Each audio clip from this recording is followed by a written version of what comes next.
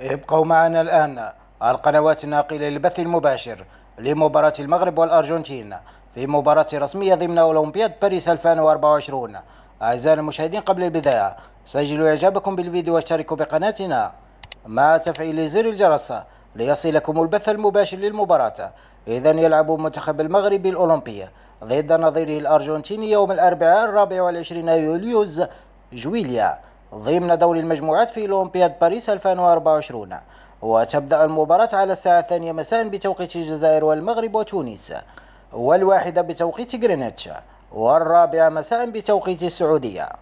وسنقول لكم البث المباشر للمباراة القوية على قناتنا، أو يمكنكم مشاهدة هذه المواجهة القوية على قناة بين سبور، وكذا القناة الرياضية المغربية، وكذا القناة الفرنسية الثانية. ولمشاهدة هذه المباراة على قناتنا وعلى المباشر يكفي فقط الإعجاب بالفيديو والاشتراك بقناتنا مع تفعيل الجرس ليصلكم البث المباشر للمباراة فور بدايتها.